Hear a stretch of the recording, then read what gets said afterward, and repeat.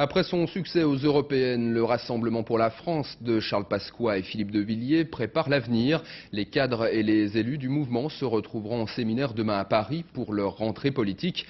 Tous regardent de très près ce qui se passe au RPR en espérant tirer profit des turbulences actuelles du mouvement gaulliste. Daniel Sportiello, Benoît Véran. Nicolas Dupont-Aignan a claqué la porte du RPR et a suivi Pasqua, par conviction, mais aussi parce qu'il était devenu indésirable au RPR, où il était chargé des fédérations. On commence. Nicolas Sarkozy ne lui a pas pardonné d'avoir fait le choix souverainiste en votant contre le traité d'Amsterdam au congrès de Versailles. Congédié sans ménagement, le député de l'Essonne ne manque jamais l'occasion de le rappeler devant les militants, majoritairement gaullistes de sa circonscription, qui l'ont suivi comme un seul homme lorsqu'il a quitté le RPR pour le RPF de Charles Pasqua. J'ai été menacé par le secrétaire général de l'époque, Nicolas Sarkozy. On m'a dit on va te priver de ton investiture si tu fais ça, etc. Et pourquoi on a créé le RPF? Parce que c'était ferme ta gueule, ou tais-toi, ou pas.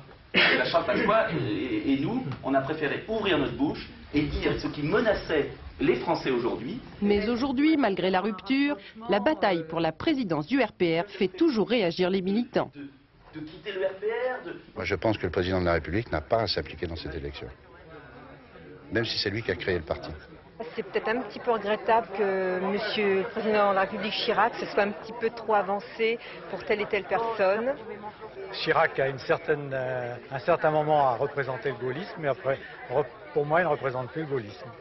Nostalgie, rancœur, certains ex-militants du RPR prononcent même l'avis de décès de leur parti d'origine. Je pense qu'il est en train de mourir de sa belle mort, et j'espère.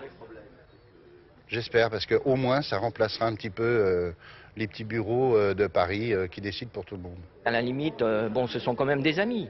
Je pense qu'on défendra de toute façon des valeurs essentielles, mais pas de la même manière. Pour l'heure, le RPF, dopé par les européennes, prépare son congrès fondateur de novembre et guette la chute de la maison RPR pour ouvrir la porte à de nouveaux transfuges.